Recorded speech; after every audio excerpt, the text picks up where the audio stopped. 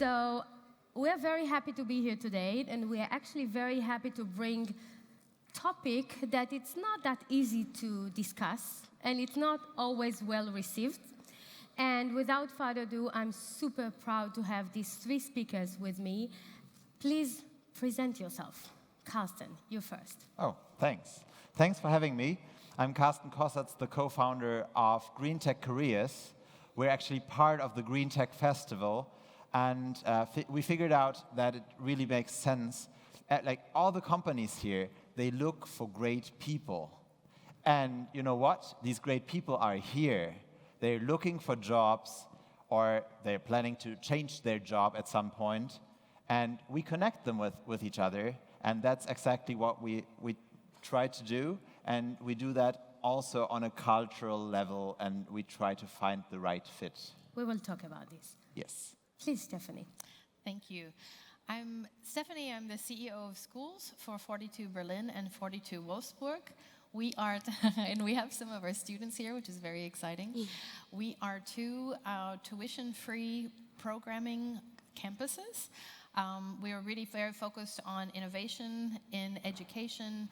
We have very diverse students, international students from all around the world, and we're part of a 42 network of 57 schools and 32 countries. So I look forward to sharing a little bit more in our discussion today. Chiedza, go for it. Hi, everybody. Thank you for being here. I'm Chiedza. I am the Learning Community Director for beVisioneers, the Mercedes-Benz Fellowship. 3 years ago, Mercedes-Benz sold a really expensive car, and they donated it to a nonprofit organization, which is our organization, to run a fellowship program for young eco-innovators.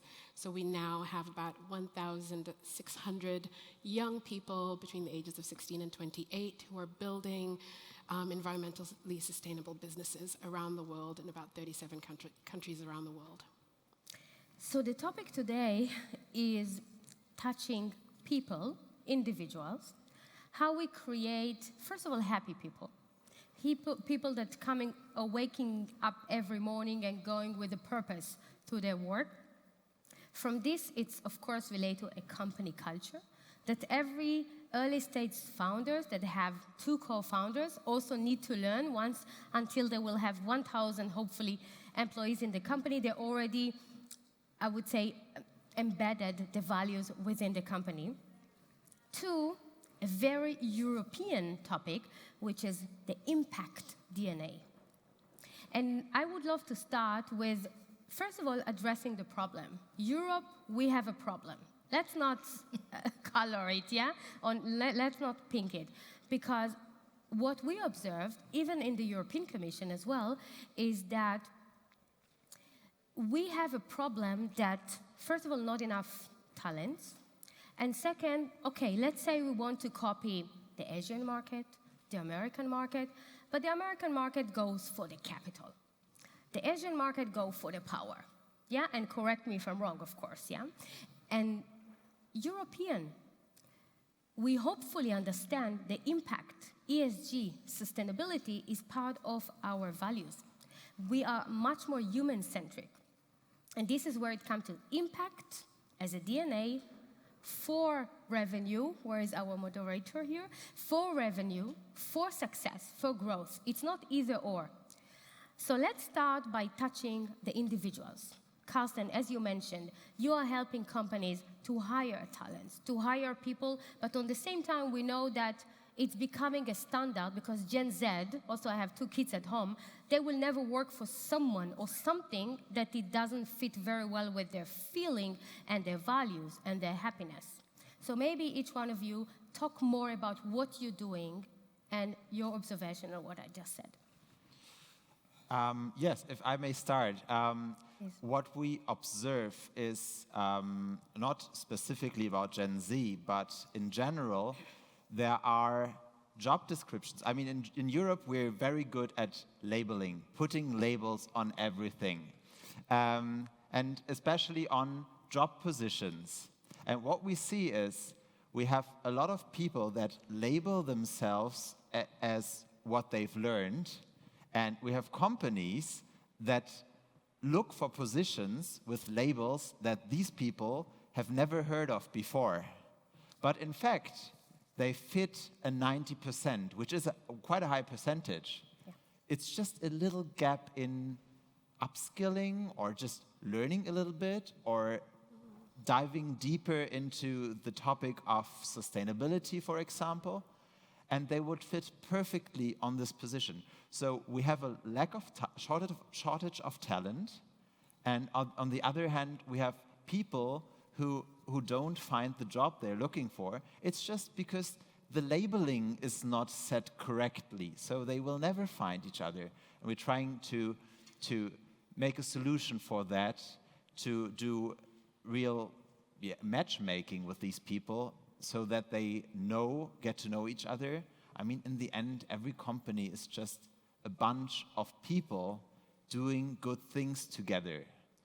So it's people meeting people, and they have to know each other without the labels, just with the skills. Can you give us examples so we Yes. can learn from it? Like, what is upskilling the way you see it? Oh, let's make an easy example. It's, let's say I've worked as a project manager for 20 years.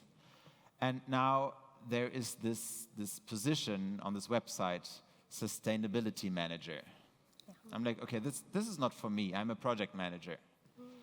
But the point is, sustainability management is sustainability project management. And it's so easy, but when you don't really emphasize, when you don't really think about what's really behind this new job, you will not connect. And that's an easy example, and there are a lot of other. I mean, I would recommend just look at your skill set, see what you can do. If you're analytic, you will also be good at ESG analytics and so on. So it's not so difficult to dive into the new world of the new topics.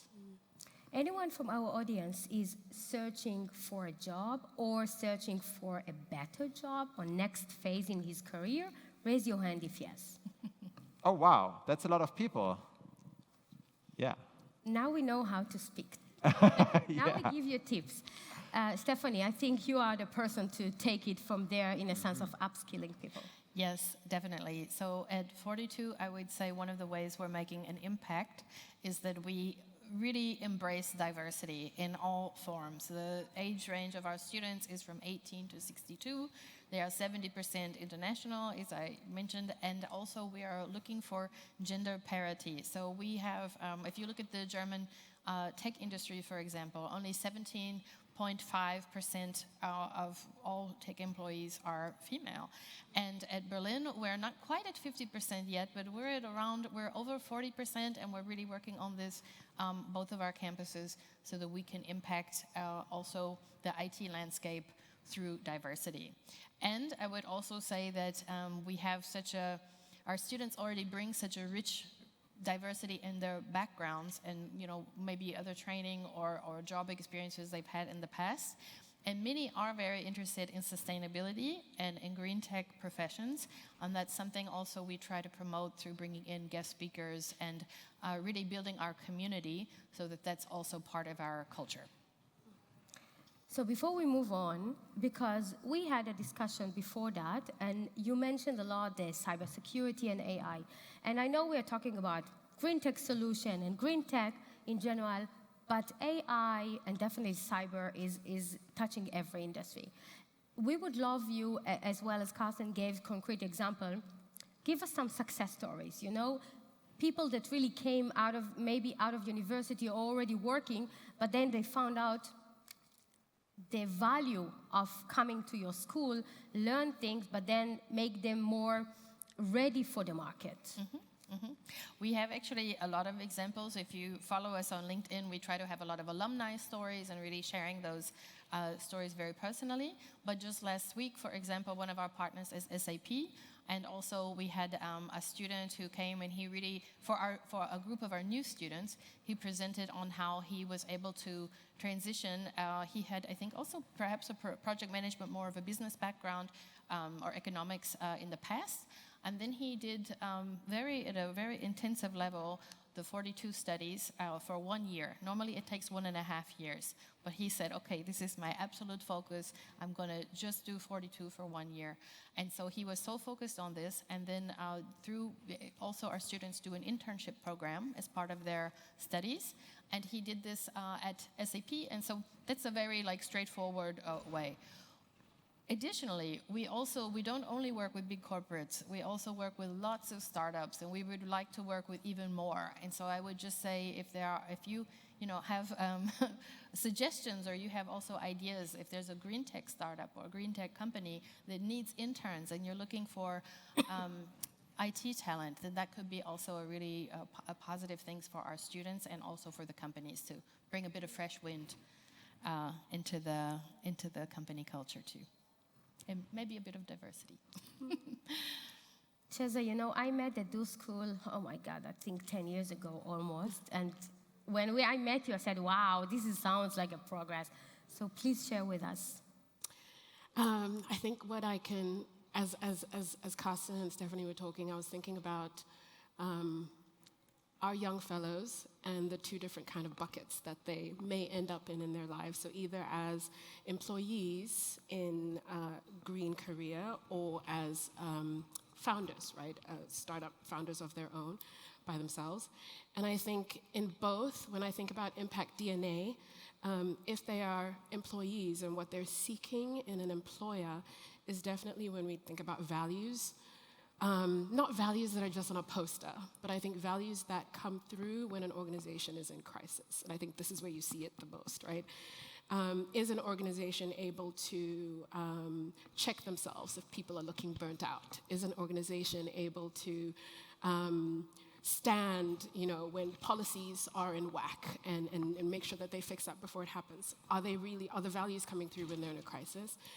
And then I would say as employers on the other side, something that we make sure that we do in our program, understanding that these are potential founders, is our program has these 3 pillars. Venture sustainability, so how are you building your venture sustainably? Environmental sustainability, and then the last one is personal sustainability. So your empathy, your resilience, all these soft skills, whatever terminology you want to give to it, soft skills, which I think are actually really a hard edge. They're productivity multipliers if people have these skills, and if an employer really insists on making sure that they're building that in themselves and in their employees. So I'd say those are the 2 things. We make sure that in our program, the fellows are empowered and equipped and built to understand the value of those things. Thank you. I want to go for another higher level of discussion. Because, in W Launch, we are having an amazing corporates working with us from 2 reasons. One reason, they need to find the great startups to maintain their innovation. The other reason, we love to make exits, yeah? We want to show huge success made in Europe, made in Germany, made in Berlin, doesn't matter the layer we want to discuss today. But on the same time, we know that since Trump took the leadership, there is a change. There is a change in a different layer. One layer, we all know that very strong talent people moving to the US.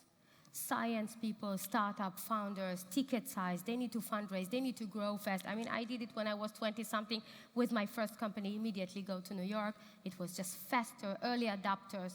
But on the same time with the Trump right now, we started to say, this is a momentum for Europe.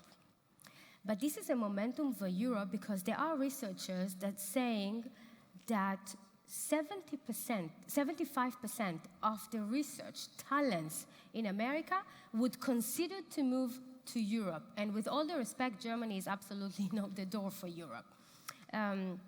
Or the good gate for Europe. And I would love to have your observation because first of all, you know them very early. Second, if this is a momentum for Europe, we create attractiveness in a way that we never managed to do it.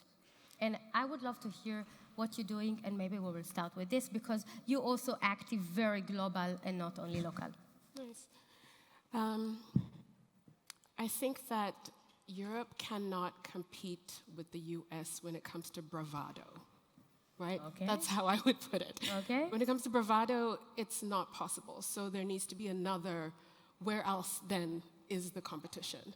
And I think, like what you said, on values, on the fact that you can have a job and have more than 10 days of holiday a year. These are small things that young people look to, right? Values, different kinds of values that I think that European organizations and companies can look to. When it comes to ESG, all these things that I think that as the US is moving away from these values, we then can hold to them. And I think that would be the first big step. When it comes to bravado and like shouting, we can't compete. We're not overselling. On those levels, I think that's what I would say. And I really think young people are looking for that and looking with a microscope, really looking with a microscope. Yeah. Yes, I'm also a huge fan of Europe and choosing Europe, and I think it is an amazing opportunity. I think if there's a silver lining in some of the things, and I grew up in the States, so I can say this, like I'm not, I'll be political and say I'm not happy about much of what I see happening in the US, and so I'm very happy to be in Europe right now, and I do see it really as a huge opportunity.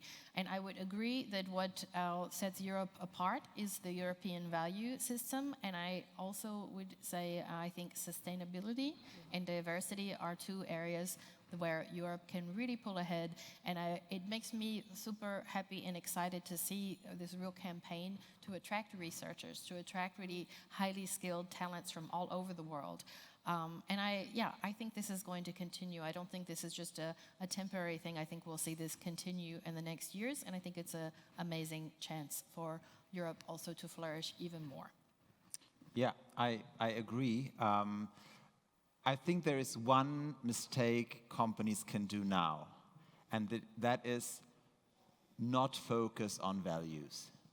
So what we see, some companies already, I mean, in the States we see that a lot of companies take down their diversity programs and so on. And now some European companies that do a lot of business with the US also take down their programs. And I think for hiring skilled workers in Europe, that's a huge mistake, because that's the reason for a lot of people to stay in Europe, to hold up our values, to show how important diversity is for us. And so I think we really have to not say, okay, let's just go along with the US. We should say, jetzt erst recht, in German. Yeah. So you actually say we don't need to copy, we create our own. Correct, that's our way. I think we've always been in the shadow of the United States, Yes. the little brother. I mean, there have been reasons for that, but now is the time to stand up and to go on an own path. We can show leadership. Yeah, hopefully. So let's go back to the individuals, because what we said, and this is actually your word, develop people to develop companies. And then we talk about company culture. And you said, Carsten, and I quote, we are lack of understanding company culture. So maybe, let's pretend that we have talents here, that we saw that we have talents, but we also have companies sitting here. So maybe let's give 2 tips. One tip is the company, how to attract those purpose-driven talents, local, not local, coming from global, but also as a talent, how you build yourself up to be very attractive as well. Because I think it's go both directions. So maybe, Stephanie, you will start. Great, thank you. The first thing that came to my mind is I think that companies need to be quite open-minded. And, we always toss around, myself also, this idea of diversity, what does this mean? But I think really opening the doors to people of all backgrounds, especially also ages, and there's a huge I think, possibility with, we tend to think, oh, if you're learning tech, you have to be quite young, but we see it in our students as well. There's a huge range of age diversity that can really support our populations and also our companies, especially in Europe. And I would say for the talent side, maybe the same, also being really open-minded. I think you're absolutely right, Carsten, that the company should not imitate this stepping away from actually what are our core values that we've worked for decades now to achieve. That companies can stand out by really saying, no, we're sticking to our values. We're not going to bow down to this political pressure. We're really going to do what's right. And I think that is going to win talent in the end. Carsten? Tip for companies, tip for talent? Be yourself, but also keep in mind that you're a part of something. I really see that a lot of individualization has led to a lot of individuals. And individuals just following their individual mini-purpose or whatsoever is not as impactful as a purpose in a group, forming a group. So I'd love to create a corporate culture understood as group purpose, that you live together and that you create impact within. That's very important, and that means concrete, or that means directly that you should not only focus on your own well-being and everything. You should also ask, what is my value for the company, for the group? And this is an answer that you have to have when you apply for a job. What's my value for the company? What I'm bringing in. Yeah, no one is waiting for you just for you as an individual. It's nice that if you are a nice individual, that's cool for the group. But in the group, what's your value add? That's important. So put yourself in the forefront, yeah? Yeah, because no one should research that by themselves. Yeah, absolutely.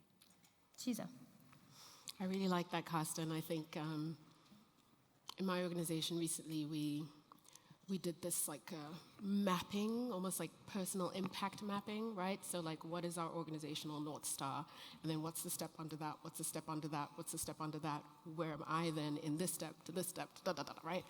And I think that it's done in lip service in a lot of organizations. And I think the next step to say, even in creating this or in co-creating this, how did people who come from different backgrounds that we've hired in this organization, diversity is easy, okay? Diversity is easy. Hiring a bunch of people from all over the world, that's the easy part.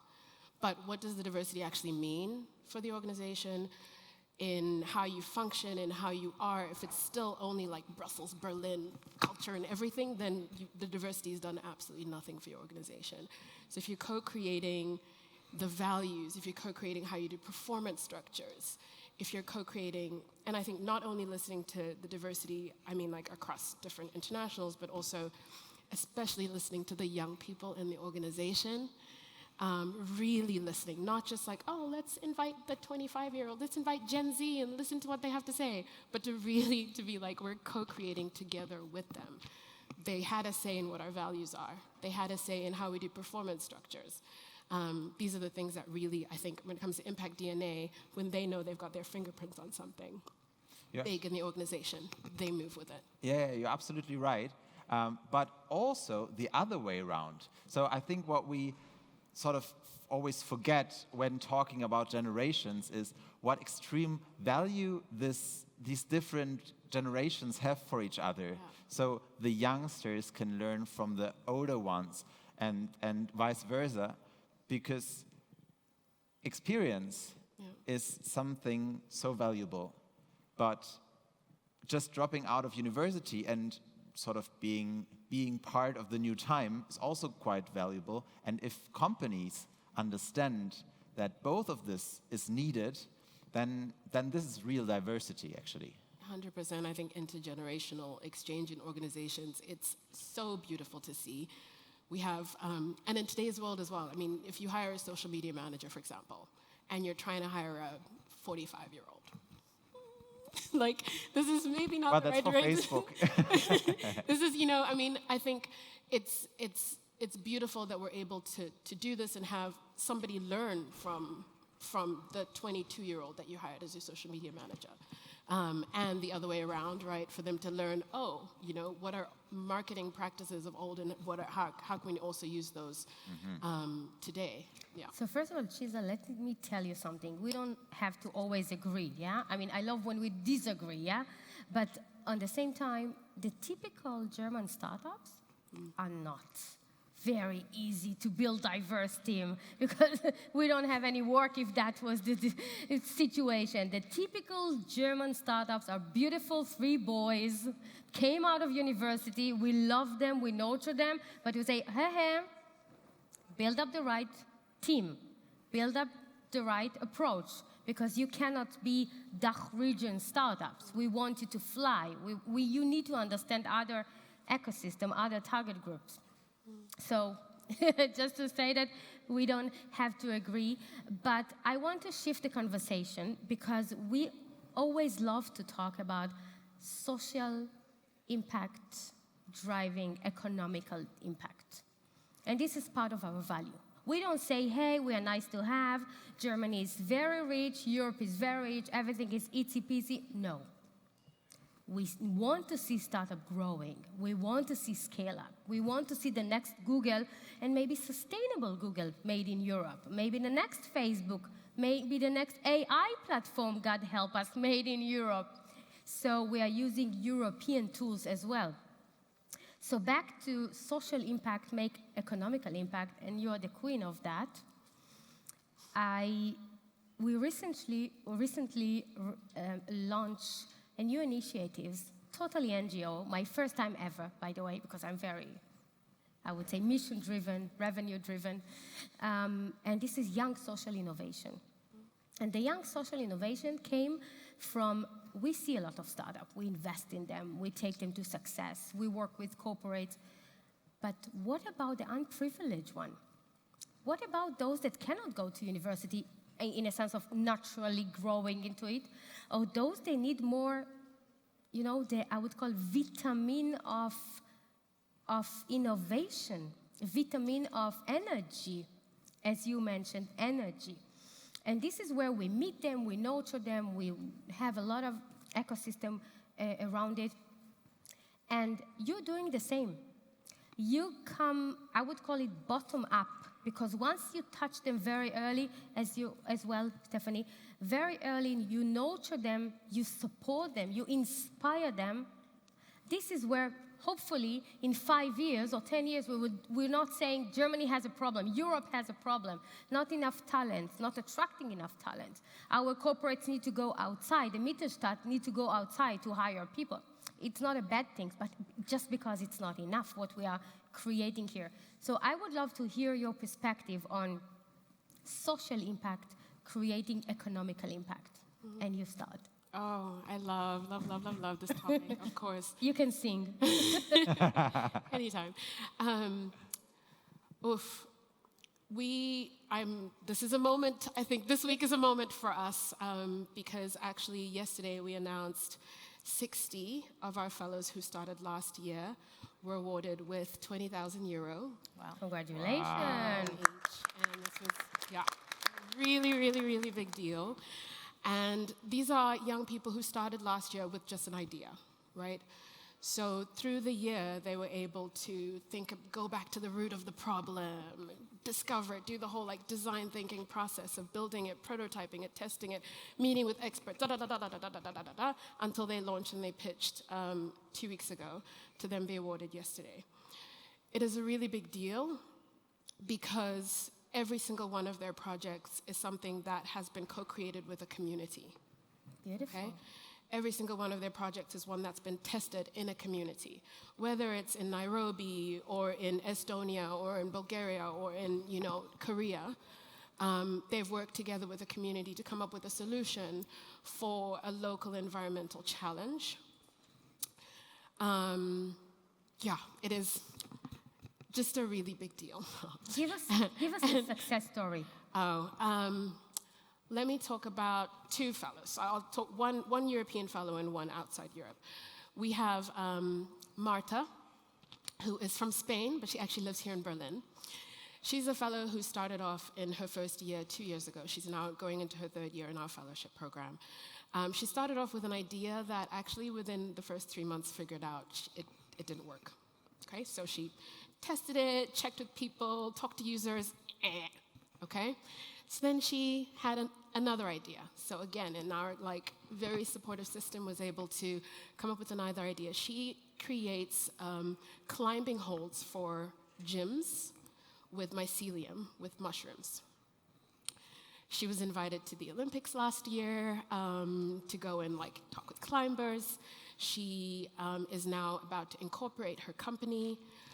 She's been able to find gyms to partner with, all in the past year. That's one. We also have, let me think about Thabo, who is from South Africa. He works in quite a rural area in biogas to have energy for people's houses. And he's been able to, over the past year, get funding not only from us, but also from other external funders. He's been able to also work with other fellows within the program. Just a few success stories. Yeah. Very exciting. Yeah. And I think all of it, very, very, very importantly, we force them to make sure that they've worked with the community in which they are in order to have this real social impact. So environmental impact first, social impact comes second for us in our program. Those two things go one and then the other. And economical impact. And economic impact. They can pay their bills. Yeah. Stephanie? Yes, so I would say really exciting story, so nice to share here with the panel.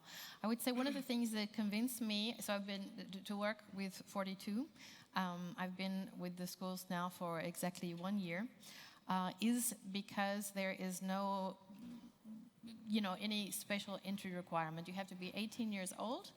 You have to make it through a 4-week boot camp, but we don't require, in Germany it's Abitur, you don't have to have any special college prep education, you don't need any coding experience. So it is really an attempt to be as inclusive as possible and also reach people who maybe don't succeed in a traditional educational system. So it's a gamified curriculum, there are no traditional professors, no traditional classrooms. It's really a different way of learning. It's very group and community oriented, peer-to-peer learning. And this is, I've met so many students now on the course of the past year who said 42 changed my life. I would have never been able, now I am able to code. I have this great IT education. I'm looking towards a career in tech, and I would have never been able to do this with a traditional system. That's just not my thing. So I think it's a fantastic way to reach students of all, like I said, age ranges of all backgrounds, who maybe don't fit into kind of this very traditional educational system that we have. So that's something that I think is super exciting about 42, and I think that was really part of the original concept of when 42 was found. 42 was developed in Paris in 2013. So it's also a very, we have schools all around the world, but it's a very European-centric, and I think also with European value system really from the start. Amazing. And it's just getting them ready to you, because Yes. it's a supply chain, what we have right now. Corporates donating education and, open the world for them. Do you have any success stories quickly to tell us? Like one student that really you invested in them, in him, and eventually, he got his job, because this is economical success as well. I can give you one kind of really exciting story, actually from the 42 Paris campus. It's always a nice example. So with the 42, with the Paris Olympics last year, I think we were all kind of dazzled by the lighting systems. And the person in charge of the lighting for the Olympic Games was a 42 student. So it's a nice example, and there have been some other examples. We're still a bit young. Our schools are founded in 21, 22, but especially from France, where the schools have been around a bit longer, there have been some real success stories. Also, not only with students going to work for existing companies, but also some great entrepreneurship stories as well. Beautiful, great impact. Carsten. Yeah, so from social impact to economic impact, I think the key success factor for economic success is dedication. And if you listen to social impact founders, they don't do that for the money. Even though it's nice if it all works out. But the point is they do it until it works out. So what you just said, sometimes things don't work out the way we want them to. But impact founders tend to step back, rethink, and try another path towards the same direction, to the same aim.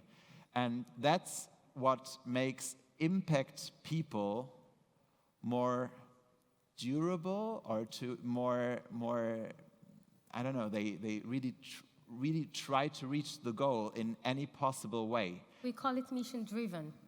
Mission-driven, They will never stop until they will be there. Yeah, yeah. And I think that's why this whole economy is so valuable also for the European economy in terms of money. There, in the end, it all gets to the point where it's also generating money. Beautiful said. So, because of the last panel of today, we have the privilege to take the time. Anyone has a question? Talents, corporates, how to get smarter, how to be greener, how to hire the right people, how to have the right storytelling. Raise your hand if you have a question. Yes, please. Yeah, let's stand up. Oh, sorry. Hi. Hey. I would like to ask about hiring juniors, interns, mid-levels. There is, I don't know, maybe a growing trend in the market of some short-sighted companies thinking that they don't need these positions so much because they can count on AI for that. I would like to, I have my own opinions about it. For example, I think that you need to nurture those talents inside of the companies, and you look at successful companies, people who are at the top, usually they were also raised inside of the company. But I would love to hear your thoughts about that, reasons why companies still really need to rely on young talent. Thank you. Well, it's right, AI can do a lot of work for us. But it just changed the way we have to think the talent way in the company. This has to be rethought. And I think what companies need to do now is to build tracks to get purpose-driven people to the right junior positions and enable them as fast as possible to become seniors. Not seniors overall, like you can't become a senior in a year, probably, but you can become a senior in a certain task in a year. So I think we have to have more like fast upskilling in the company, or seniority upskilling. I don't know if this even exists, but we have to build this so that for some specific tasks, these so-called juniors have a senior standard and are partly senioric people. And I think also that it's quite on a short amount of time thought when you say, okay, we don't need the juniors anymore, because then in 10 years you will not have any seniors anymore if you don't invest in the juniors. So I think that's what people and companies really need to do. And if companies ask us how to define roles, we always tell them they should do it a little bit like that. Yeah. So, yes, please, any question? Can I add to Please, this a of little bit? course. I think that for, sorry, I'm drawing a blank. I was just about to, give me a second. I think that what's important when young people are hired, it's not about, I think AI can do the scut work, right? AI can do the scut work. What AI cannot do that I think we need to use young people for is to maybe use young people to be thinking about the future. So to be tracking trends, tracking signals for the future, to really equip them to be futures literate so they can be those people. Those are the jobs that right now maybe the senior leadership does not have the time for. And if they are equipped to be trend finders and signal finders and designing things for the future, this is where they can really be of use. So, hearing all of you and understanding that attracting talents for Europe, for Germany, for Berlin, it is a topic. It is a topic that's coming from the European Commission. It is a topic that's coming from our Berlin Senate. It is a topic that's coming from the private sector, the public sector. So first of all, thank you very much for listening. And I'm also very proud of the privilege to bring my private hat and my public hat together on that. And definitely very proud of what you're doing. And hopefully we will continue to collaborate. And I'm happy to meet you. Thank you very much. Thank you. Thank you.